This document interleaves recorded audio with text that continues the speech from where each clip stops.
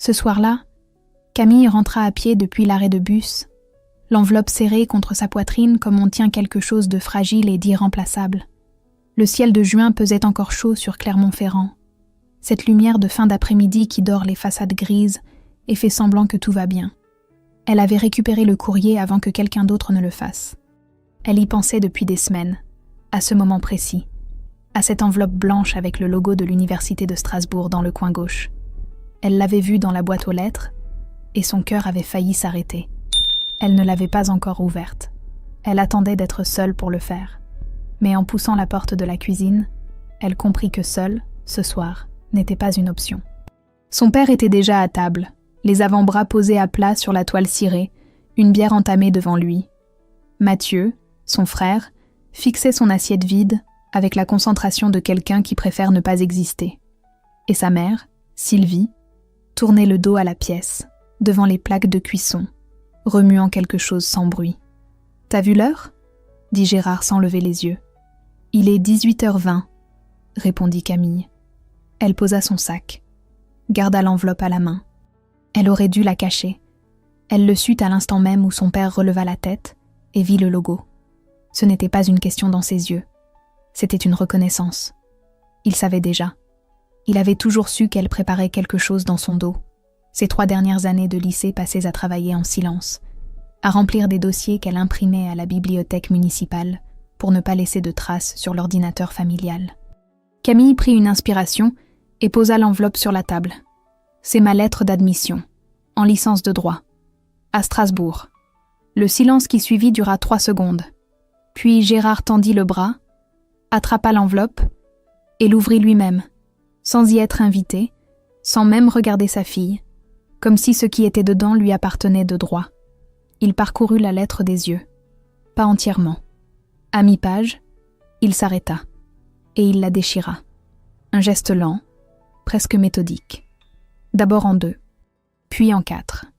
Les morceaux tombèrent sur la table entre les assiettes et le pain du soir. Aucune fille à moi n'ira à l'université.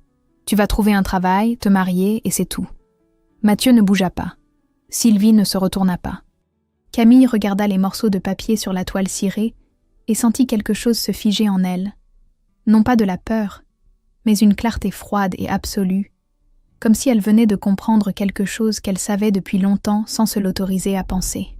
Ce fut Sylvie qui bougea en premier. Pas tout de suite. Elle resta immobile devant les plaques éteintes, les mains à plat sur le bord de l'évier, le dos toujours tourné. 30 secondes d'une immobilité si complète que Camille retint sa respiration. Puis Sylvie posa le torchon qu'elle tenait, se retourna, traversa la cuisine sans un mot et décrocha son manteau du porte-manteau de l'entrée. Elle l'enfila avec une lenteur presque cérémonielle, bouton par bouton, comme si chaque geste avait été répété des années dans sa tête et qu'il était enfin temps de l'accomplir. Elle revint dans la cuisine et regarda Gérard dans les yeux. « Prépare ses bagages. » Gérard rit. Ce rire court et condescendant qu'il réservait au moment où il estimait avoir déjà gagné, ce rire qui avait toujours suffi à clore les discussions dans cette maison depuis 25 ans. Il rit jusqu'à ce que Sylvie ouvre son sac, pose sa main à l'intérieur et sorte un document plastifié qu'elle posa à plat sur la table, par-dessus les morceaux de lettres déchirés. L'acte de propriété de la maison, à son seul nom, héritage de sa propre mère, jamais mentionné, jamais signé, jamais cédé, gardé en silence pendant un quart de siècle dans une pochette au fond d'une armoire que Gérard n'avait jamais pensé à ouvrir. Le rire s'arrêta. Gérard regarda le document, puis Sylvie, puis le document à nouveau. Son visage fit quelque chose que Camille ne lui avait jamais vu faire. Il se ferma, non pas de colère, mais de quelque chose qui ressemblait à de la peur. Camille ne comprit pas encore tout ce que ce moment signifiait. Elle vit seulement son père, pour la première fois de sa vie, sans mots. Elles partirent sans dîner. Sylvie monta dans sa chambre, sortit une valise du dessus de l'armoire et commença à y poser des affaires avec une précision qui n'avait rien d'improvisé. Pas de précipitation, pas de larmes. Des gestes de quelqu'un qui sait exactement ce dont elle a besoin parce qu'elle y a pensé bien plus longtemps qu'on ne pourrait le croire. Camille, debout dans l'encadrement de la porte, la regardait faire sans comprendre si elle devait l'aider ou rester immobile pour ne pas briser quelque chose d'aussi fragile que ce silence. « Prends ce qui compte pour toi, dit Sylvie sans se retourner. « On ne reviendra pas ce soir. » Camille alla dans sa chambre. Elle attrapa son sac de cours, vida les cahiers par terre et le remplit à la place avec ce qui lui semblait essentiel et qui n'avait aucun sens ensemble. Son carnet de notes personnelles, le chargeur de téléphone, une photo glissée entre 2 livres depuis des années, ses documents d'identité qu'elle gardait dans une enveloppe Kraft sous son matelas depuis le jour où elle avait commencé à remplir ses dossiers d'inscription en secret. Elle avait anticipé ce moment sans jamais se l'avouer. En bas, Gérard n'avait pas bougé de sa chaise. Elles passèrent devant lui pour sortir. Il ne dit rien. Il regardait le document plastifié posé sur la table, comme s'il attendait qu'il disparaisse, ou qu'il lui explique comment une chose pareille avait pu exister sous son propre toit sans qu'il le sache. Mathieu était toujours assis en face de lui, les yeux baissés, les mains croisées sur la table. Et Camille croisa son regard une fraction de seconde avant de franchir la porte. Il y avait dans ce regard quelque chose qu'elle ne sut pas nommer sur le moment. De la honte peut-être, ou de l'impuissance. Les deux se ressemblaient tellement dans cette famille. La voiture de Sylvie démarra dans la rue encore chaude. Elles roulèrent 10 minutes sans parler, puis Sylvie s'arrêta devant un hôtel en bordure de ville, une enseigne orange pâle qu'on voyait depuis l'autoroute, le genre d'endroit où personne ne pose de questions et où les chambres sentent le propre sans sentir autre chose. Elle régla en liquide. 340 € dans son portefeuille, compté d'avance.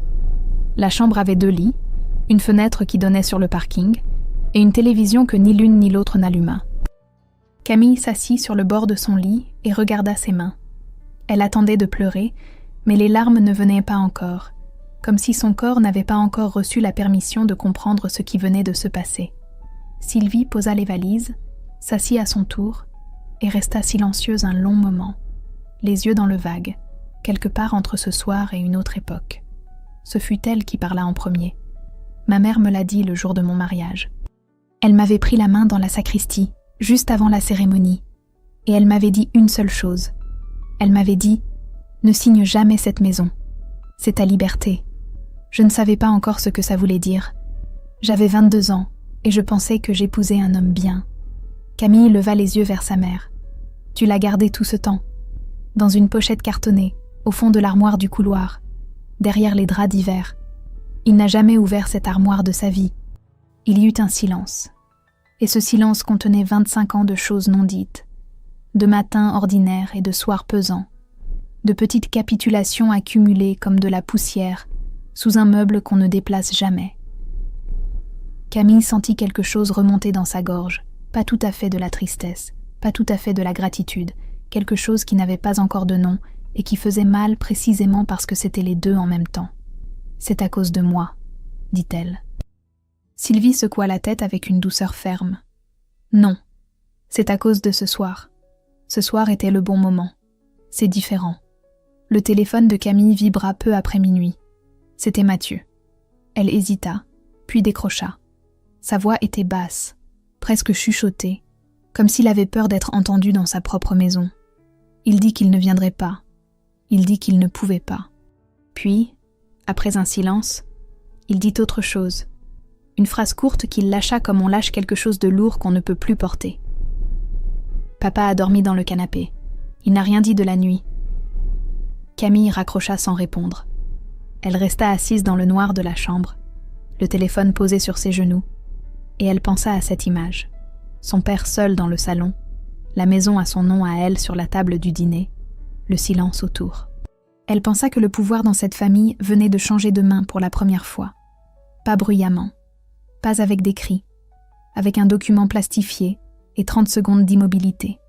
Le lendemain matin, Sylvie appela Nathalie, une amie d'enfance installée à Strasbourg depuis des années, qui proposa un canapé sans poser de questions. Elles prirent l'autoroute à 8 heures. Le ciel était blanc et large au-dessus des plaines. Camille regarda le paysage défiler depuis le siège passager, les yeux mi-clos, et sentit pour la première fois depuis des semaines qu'elle respirait autrement, plus lentement, plus profondément, comme si l'air avait changé de consistance.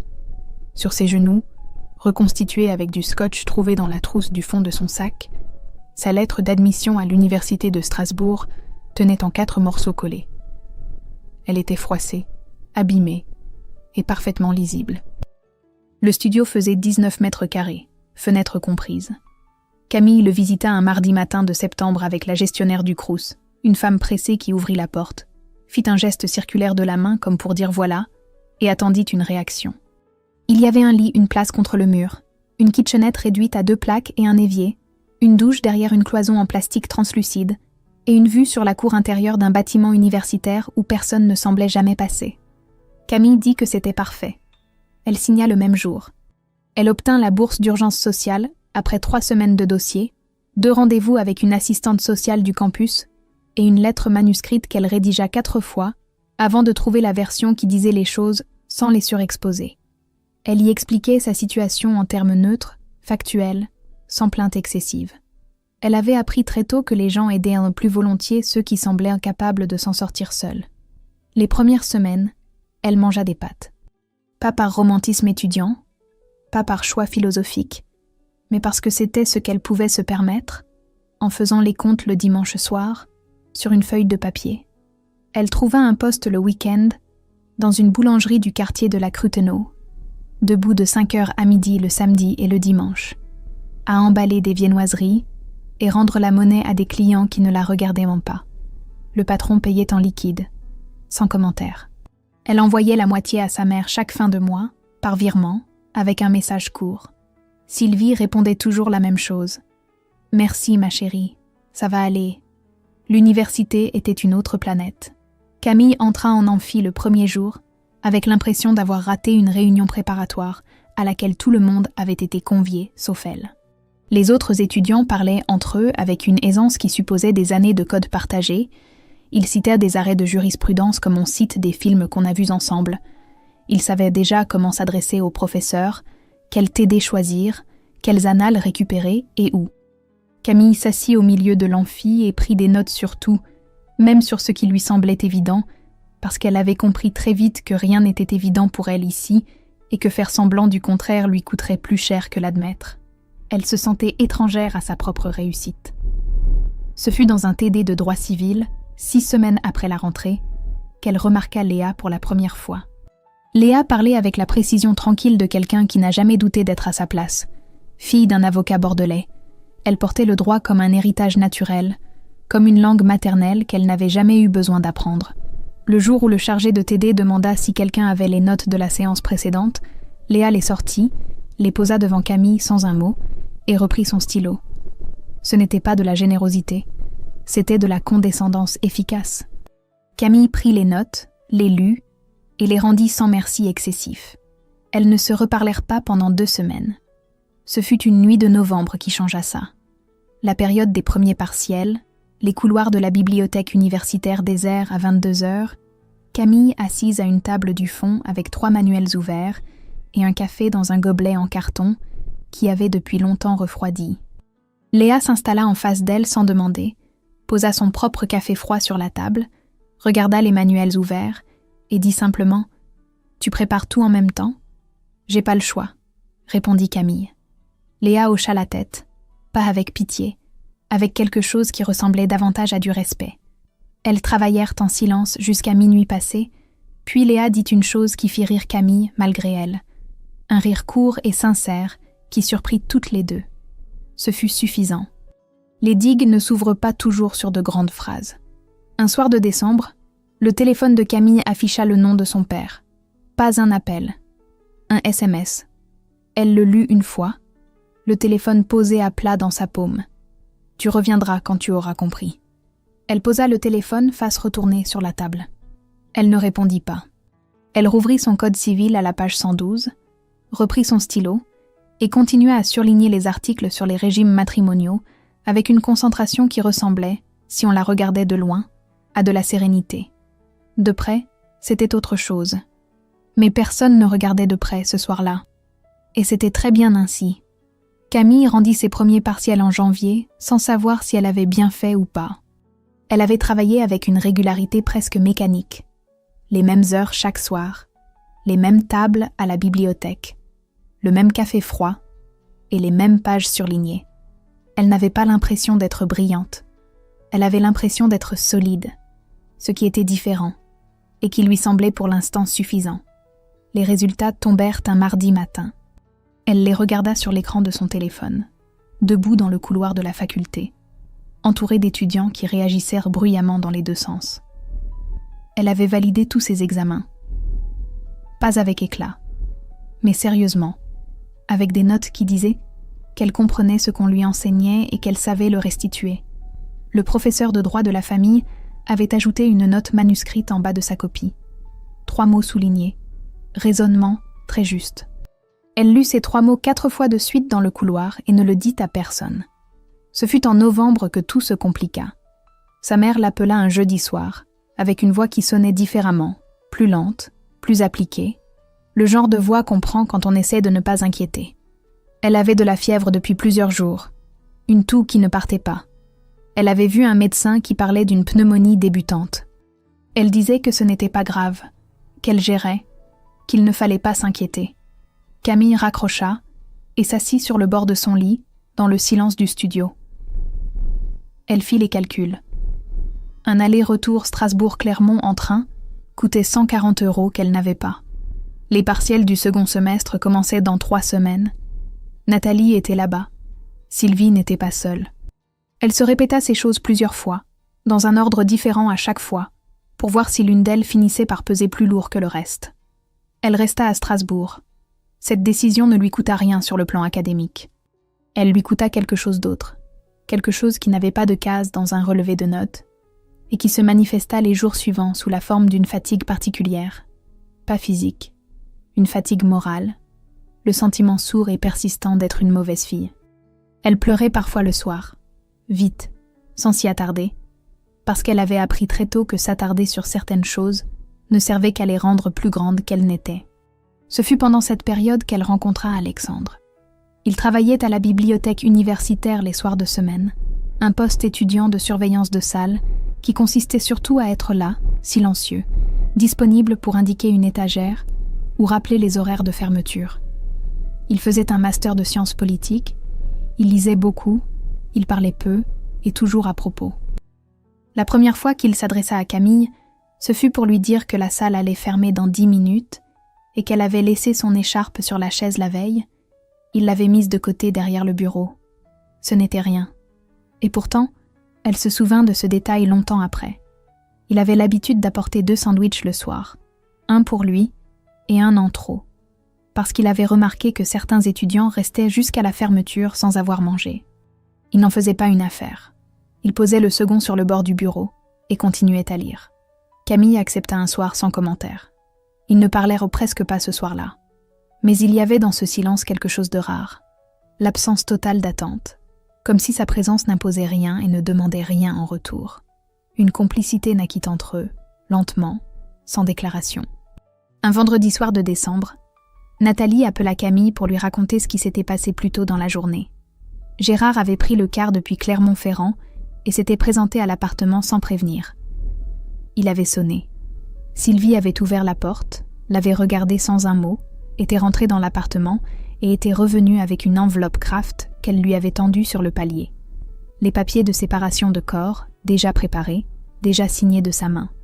Gérard était reparti avec l'enveloppe et sans avoir prononcé une seule phrase. Camille entendit tout ça assise sur les marches extérieures de la bibliothèque, le téléphone contre l'oreille, le froid de janvier sur les joues.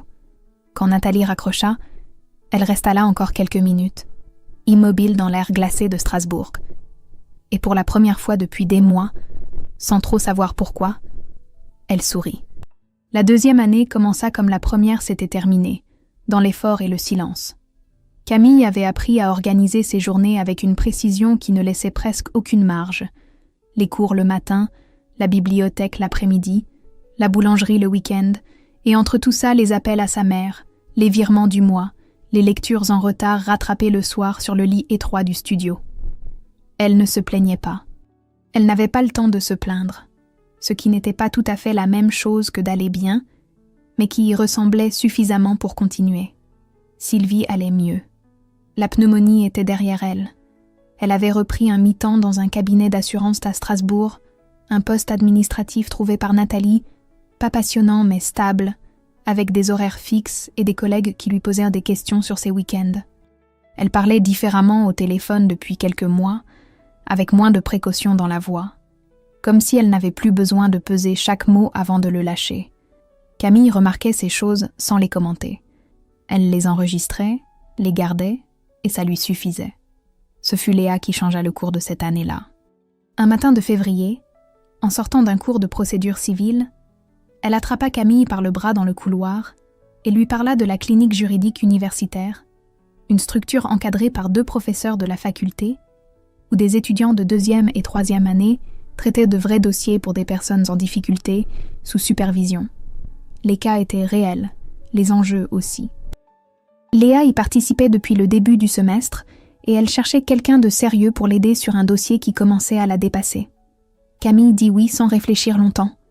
Le dossier en question concernait une femme d'une 60aine d'années, Madame Vacher, qui vivait seule dans un appartement du quartier de l'Orangerie depuis le décès de sa fille 3 ans plus tôt. Son gendre avait engagé une procédure pour lui retirer la garde de ses 2 petits-enfants, un garçon de 7 ans et une fille de 9 ans, qu'elle accueillait chaque mercredi et un week-end sur 2 depuis la mort de leur mère. Il arguait d'un logement inadapté et d'un âge avancé. Le dossier était légalement fragile, les preuves dispersées, et Madame Vacher elle-même avait du mal à raconter les choses dans l'ordre sans s'arrêter au milieu des phrases. Camille la rencontra un jeudi après-midi dans une petite salle de la clinique, une table, 4 chaises, une fenêtre qui donnait sur une rue calme. Madame Vacher arriva avec un sac en tissu dont elle sortit une chemise cartonnée remplie de papiers dans le désordre, des photos des enfants glissées entre des relevés bancaires et des ordonnances médicales. Elle commença à parler et s'interrompit presque aussitôt, les mains posées à plat sur la table, les yeux brillants d'une retenue qui coûtait visiblement beaucoup. Camille reconnut quelque chose dans ce visage. Pas sa mère exactement, mais quelque chose qui appartenait à la même famille de choses. Ces femmes qu'on n'écoute pas assez longtemps, qu'on interrompt, dont on résume la douleur avant qu'elles aient fini de la formuler. Elle posa son stylo, regarda Madame Vacher et dit simplement « Prenez votre temps, je ne suis pas pressée. » La femme la regarda une seconde, surprise, puis recommença depuis le début. Camille travailla ce dossier avec une intensité qui dépassait largement ce qu'on attendait d'elle à ce stade de ses études.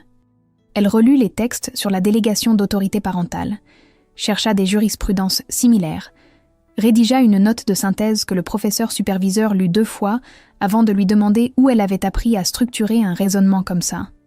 Elle n'avait pas de réponse simple à cette question. Elle dit qu'elle avait beaucoup lu. Ce n'était pas faux.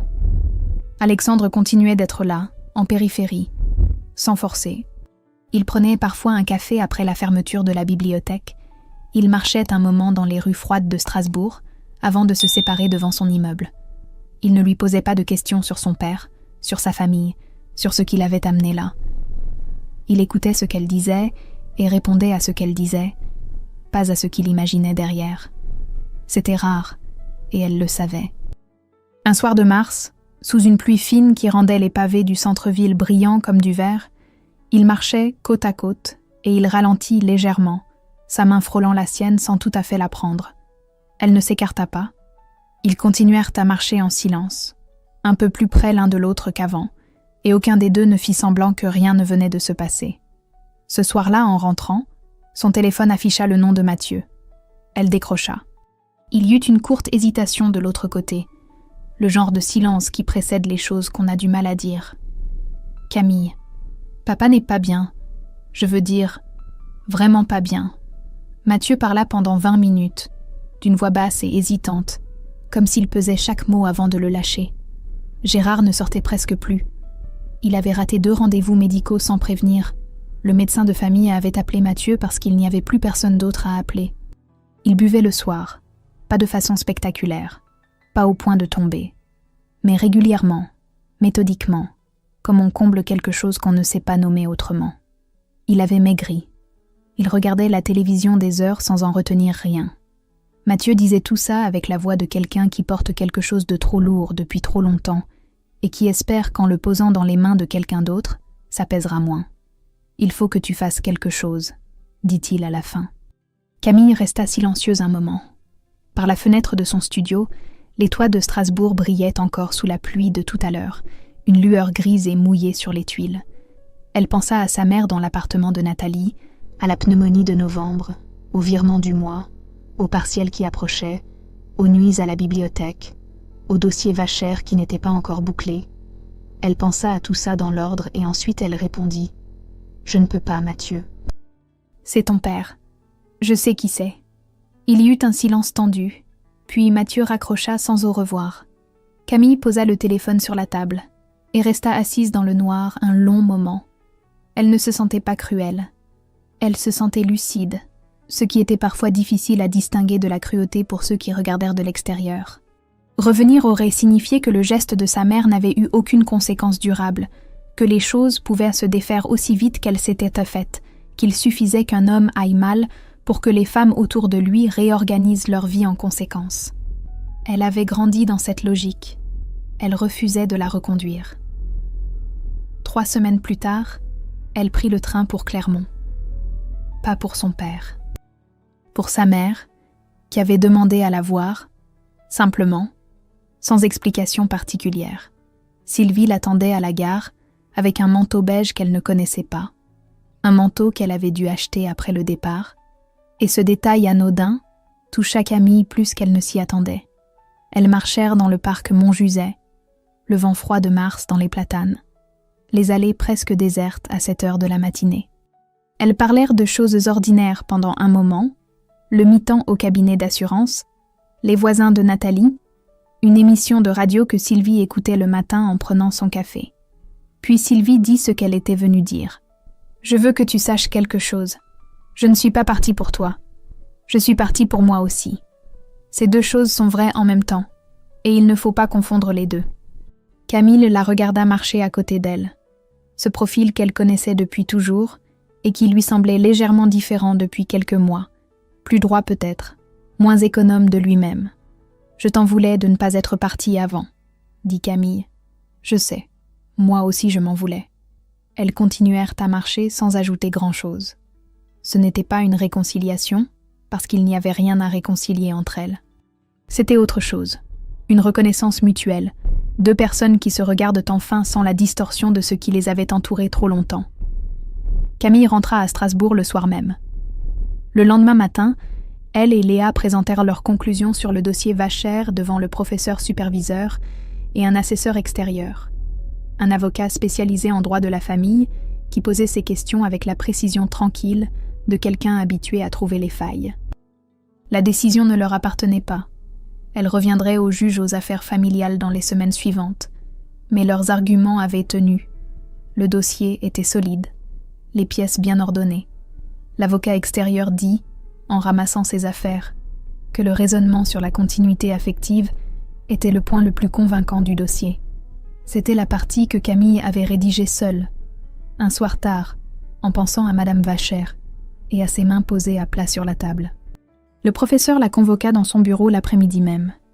Il lui parla d'un programme d'excellence en droit de la famille, une formation sélective adossée à la faculté, 6 places par année, des partenariats avec des cabinets spécialisés, un niveau d'exigence élevé. Il lui dit qu'elle avait ce qu'il appelait un instinct du droit, quelque chose qui ne s'enseignait pas vraiment et qu'il ne voyait pas souvent. Il lui conseilla de postuler. Elle rentra chez elle à pied sous un ciel enfin dégagé, traversa les quais de l'île sans s'arrêter, monta les 4 étages, poussa la porte de son studio et s'assit par terre au milieu de la pièce. Pas sur le lit, pas sur la chaise. Par terre, dos au mur, les jambes allongées devant elle. Elle pleurait, mais pas de tristesse. C'était une autre chose entièrement, quelque chose qu'elle n'avait pas encore eu l'occasion de ressentir souvent et dont elle ne connaissait pas encore bien le goût. Alexandre frappa à la porte 20 minutes plus tard. Elle ne lui avait pas dit de venir. Il passa la tête, vit comment elle était assise, entra sans demander, et s'assit par terre à côté d'elle, dos au même mur, sans un mot. La lumière jaune du studio s'éteignit et se ralluma 2 fois à cause du minuteur du couloir. Ils ne bougèrent pas. Elle fut acceptée dans le programme d'excellence en avril, par courrier électronique, un mardi matin entre 2 cours. Elle lut le message debout dans le couloir de la faculté, le téléphone dans une main et son sac dans l'autre, et elle ne dit rien à personne pendant toute la journée. Ce n'était pas de la modestie, c'était quelque chose de plus intime.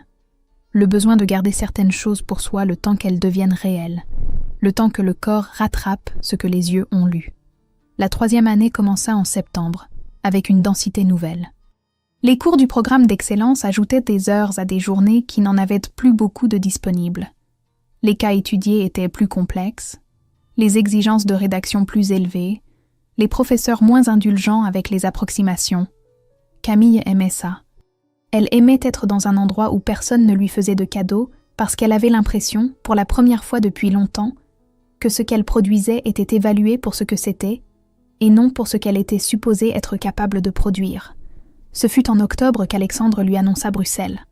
Il avait obtenu un stage de 6 mois dans une institution européenne, une opportunité construite depuis 1 an, recommandation d'un professeur, dossier déposé au printemps, réponse positive arrivée pendant l'été. Il le lui dit un soir en marchant le long des quais, avec le soin de quelqu'un qui a choisi ses mots mais qui sait qu'aucun mot ne rendra la chose plus simple. Il partait en janvier. Il ne lui demandait pas ce qu'elle en pensait, parce qu'il savait qu'elle n'attendrait pas de lui qu'il renonce. C'était une des choses qu'il avait comprises d'elle assez tôt. Camille dit que c'était bien, qu'il fallait y aller. Elle le pensait vraiment. Ce qu'elle ne dit pas, ce soir-là ni les suivants, c'est que quelque chose s'était déplacé en elle à cette annonce. Un léger glissement intérieur, comme quand on pose le pied sur une surface qu'on croyait stable et qui cède d'1 centimètre.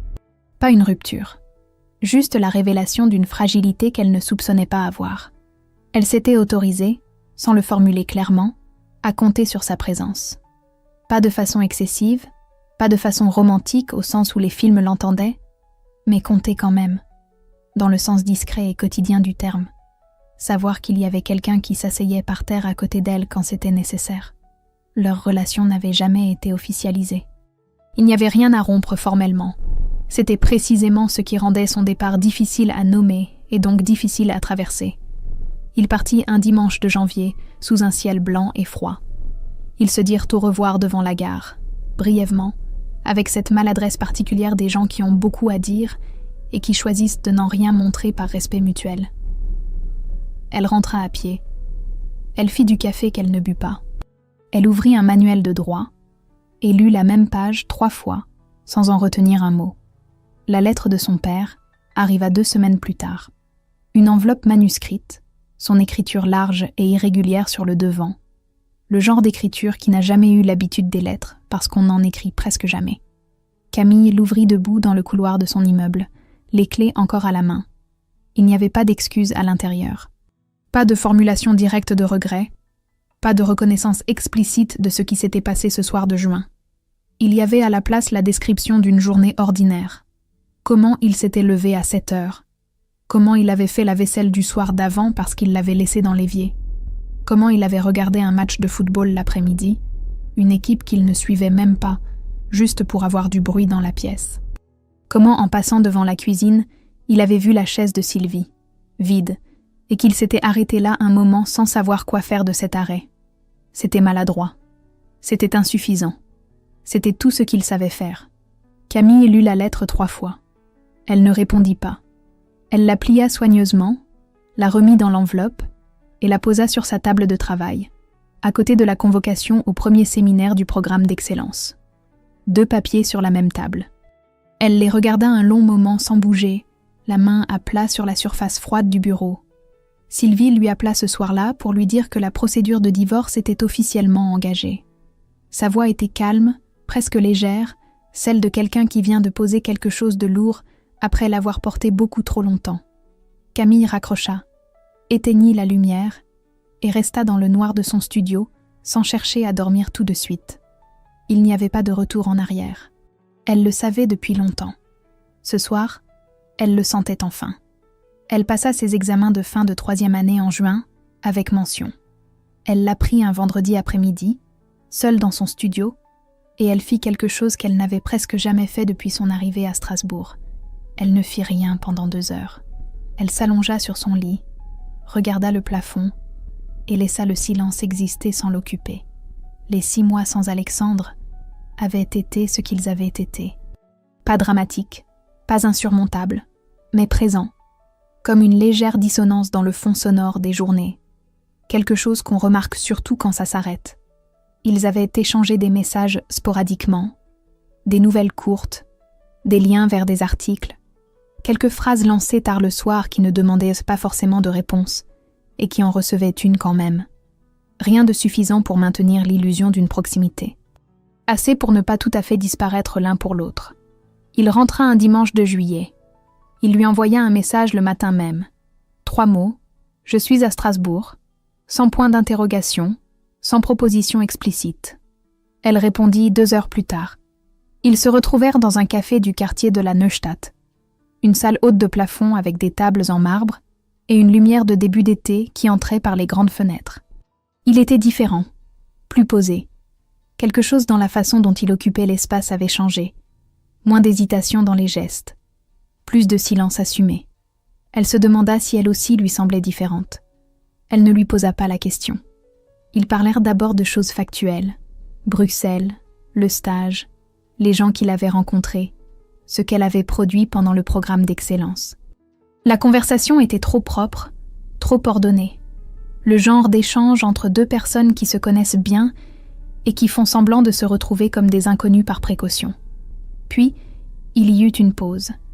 Le serveur passa.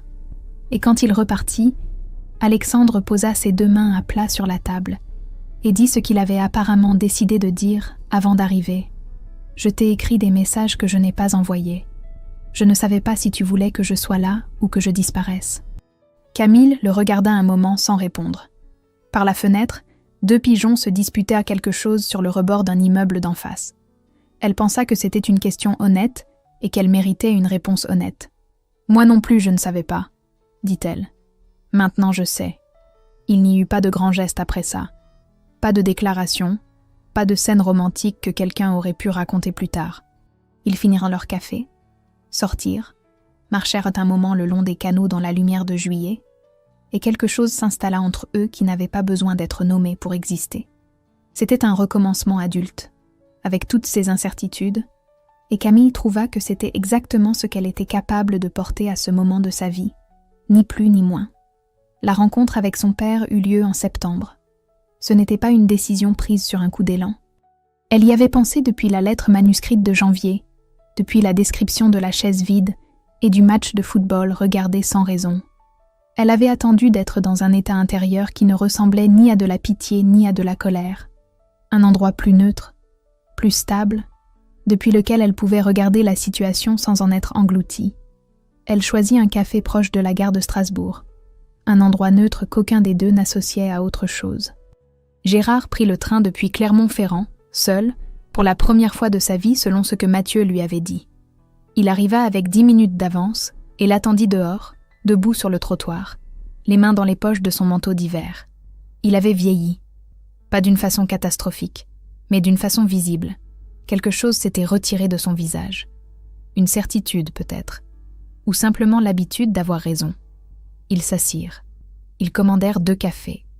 Gérard regardait la table plus qu'il ne la regardait elle. Il ne dit pas qu'il avait eu tort. Les mots exacts ne sortirent pas.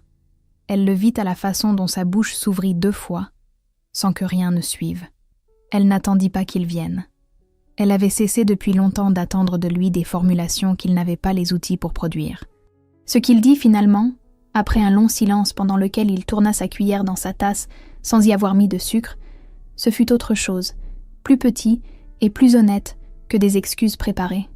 « J'ai regardé ta photo de remise de diplôme sur le téléphone de Mathieu. Tu ressembles à ta grand-mère. » Camille ne pleura pas.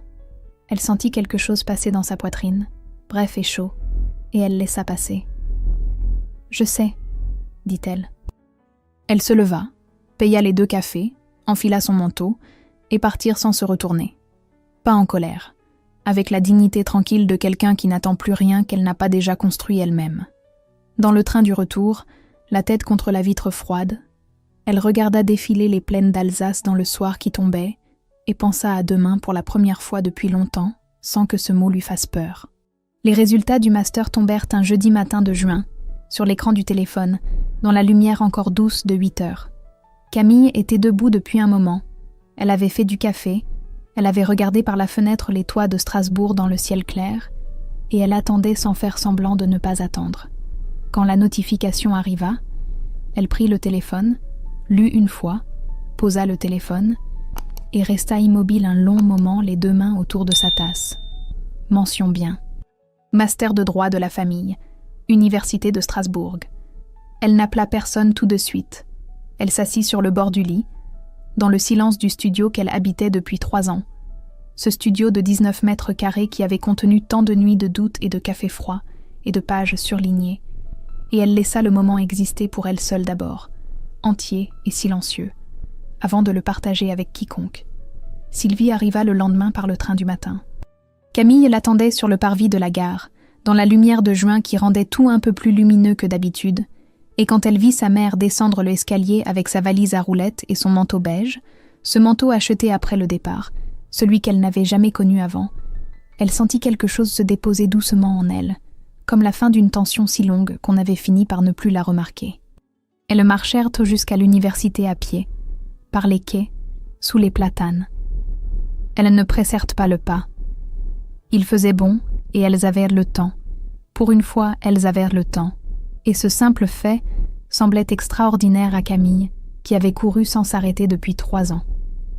Devant les portes de la faculté, Sylvie s'arrêta et ouvrit son sac. Elle en sortit une enveloppe qu'elle tendit à Camille sans rien dire d'abord, laissant les gestes parler avant les mots. Camille l'ouvrit. À l'intérieur se trouvait un petit cadre en plastique transparent, le genre qu'on trouve dans les papeteries pour quelques €, et dans ce cadre, reconstitué avec du scotch transparent, légèrement froissé aux pliures mais parfaitement lisible, la lettre d'admission de l'Université de Strasbourg en 4 morceaux collés.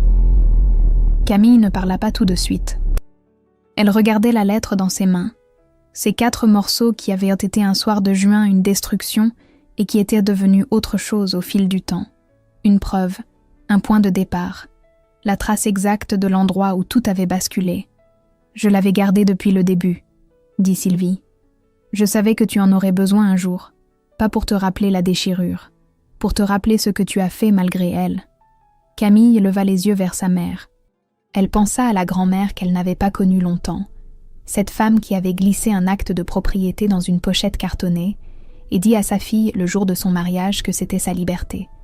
Elle pensa à Sylvie debout dans la cuisine ce soir de juin, 30 secondes d'immobilité, puis un manteau enfilé, bouton par bouton. Elle pensa à elle-même, 19 mètres carrés, des pâtes 5 fois par semaine, un code civil ouvert dans la lumière jaune d'un studio étudiant. 3 femmes, 3 façons différentes de tenir debout, une seule ligne qui les traversait toutes. Le divorce était prononcé depuis le printemps. Gérard vivait toujours dans la maison de Clermont-Ferrand, mais la procédure de partage était en cours et la maison serait vendue dans les mois suivants. Il avait arrêté de boire, selon Mathieu, qui appelait Camille plus régulièrement depuis quelques mois, avec une voix différente, moins défensive, comme quelqu'un qui a fini par choisir son camp et qui commence à s'y sentir moins étranger. Il lui avait dit une chose, un soir, sobrement, sans chercher à en faire plus que ce que c'était. « J'aurais dû me lever de table ce soir-là, je le sais. Ce n'était pas grand-chose. C'était un début, et elle l'avait accepté comme tel. Alexandre était là, un peu plus loin sur le parvis, à distance raisonnable, appuyé contre un muret avec un livre qu'il ne lisait probablement pas. Il avait compris depuis longtemps que sa place n'était pas au centre de cette histoire, qu'il n'était pas là pour sauver quoi que ce soit, seulement pour accompagner ceux qui n'avaient pas besoin de lui pour exister, mais qui n'étaient pas moins beaux avec lui dans les parages. Camille serra le cadre contre elle, embrassa sa mère, et se retourna vers les portes de la faculté. Elle les poussa et entra. Pas en courant, pas en triomphant. Elle marchait, simplement, avec le poids exact de ce qu'elle avait construit et la légèreté de ce dont elle s'était enfin débarrassée. Dehors, le soleil de juin continuait son travail ordinaire sur les toits de Strasbourg, indifférent et magnifique, comme si de rien n'était. C'était suffisant. Yeah, she's leaf type normal. She's got pretty, not too good speed, but I could put a spring on her and she'd be pretty good.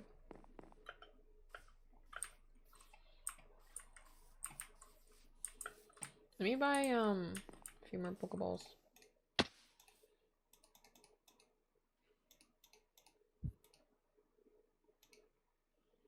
Maybe buy 5 more. Maybe buy a heavy ball if you can afford one. Heavy ball. Yeah, maybe 5 Okay. Okay, now I can't afford anything Or lax or else. something. Yeah. Okay. I'll buy one more great ball too, whatever. Okay. Wait, I think I can sell stuff too. Do I have stuff to sell? I don't know. No, I don't. No, I don't. Can I sell anything to her? No, wait, not this one. This one down here.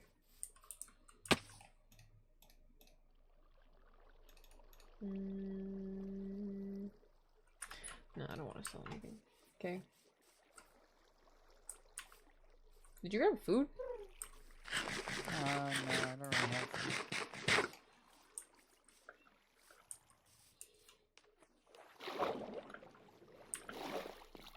Can drop you some 4 wheat and 2 cooked chicken. What are you doing up there? I was just stealing some wheat from them. You're taking so much damage that you're dropping down that hill. Okay,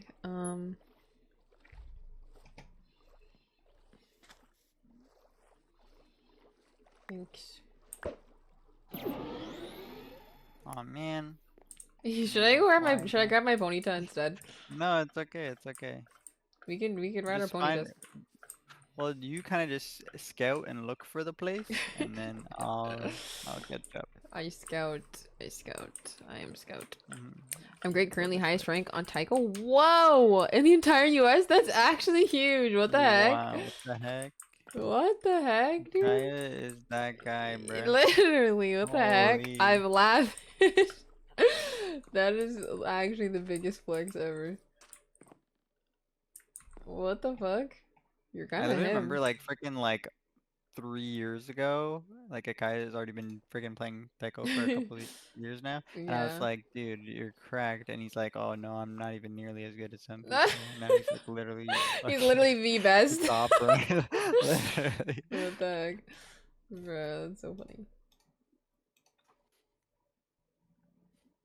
Let me use this so I can just get rid of it. What should I use it on? Honestly, maybe I'll just use it on. Wait, that's a gas tier. Why do I have this? I don't want that. Use my candy on this guy.